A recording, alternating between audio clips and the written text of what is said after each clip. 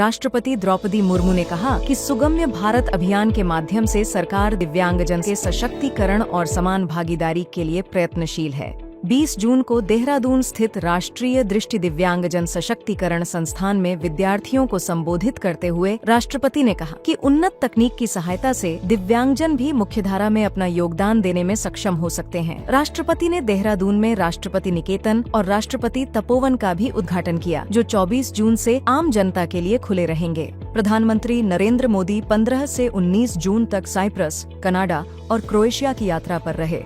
16 जून को साइप्रस के राष्ट्रपति निकोस क्रिस्टोडोलिडेस ने प्रधानमंत्री नरेंद्र मोदी को साइप्रस के सर्वोच्च सम्मान grand cross of the order of Makarios 3 से अलंकृत किया। प्रधानमंत्री ने साइप्रस के राष्ट्रपति के साथ लिमासोल में साइप्रस और भारत के व्यापारिक प्रतिनिधियों के साथ गोलमेज वार्ता भी की। इसके बाद 17 जून को प्रधानमंत्री नरेंद्र मोदी ने कनाडा के कनानास्किस में G7 शिखर सम्मेलन के आउटरीच सत्र को संबोधित किया। प्रधानमंत्री नरेंद्र मोदी ने G7 शिखर सम्मेलन के दौरान कनाडा, जर्मनी, फ्रांस, मैक्सिको, दक्षिण कोरिया, दक्षिण Africa, Australia, Italy, Brazil, Japan और यूनाइटेड किंगडम के नेताओं के साथ भी द्विपक्षीय बैठकें की। 18 जून को प्रधानमंत्री नरेंद्र मोदी ने क्रोएशिया के प्रधानमंत्री आंद्रेज प्लेंकोविच के साथ प्रतिनिधिमंडल स्तर की वार्ता की। प्रधानमंत्री नरेंद्र मोदी ने 21 जून को आंध्र प्रदेश के विशाखापट्टनम में 11वें अंतर्राष्ट्रीय योग दिवस समारोह का नेतृत्व किया। प्रधानमंत्री ने वैश्विक समुदाय से विशेष अपील करते हुए आग्रह किया कि इस योग दिवस को मानवता के लिए योग 2.0 की शुरुआत का प्रतीक बनाएं, जहां आंतरिक शांति वैश्विक नीति बनेगी। उन्होंने योग के वैश्विक प्रसार में सहायता करने के लिए आधुनिक शोध के माध्यम से योग विज्ञान को सुदृढ़ करने के भारत के प्रयासों को भी रेखांकित किया।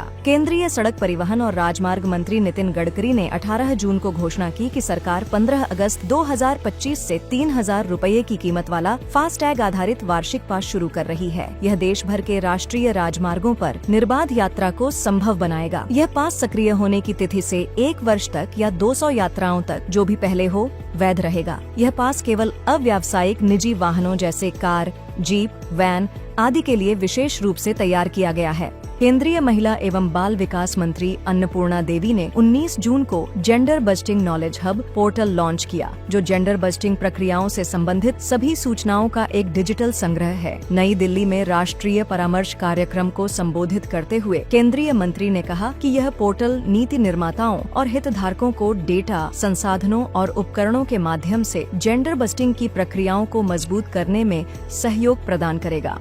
पहला anti submarine warfare shallow watercraft INS Arnala को 18 जून को विशाखापट्टनम के नौसेना डॉकयार्ड में chief of defence staff general Anil Chauhan की उपस्थिति में भारतीय नौसेना की पूर्वी नौसेना कमान में शामिल किया गया। INS अर्नाला का नौसैनिक बेड़े में शामिल होना भारत की रक्षा सुदृढ़ता के साथ ही यह भारत की स्वदेशी डिजाइन, इंजीनियरिंग और विनिर्माण क्षमता भी दर्शाता है।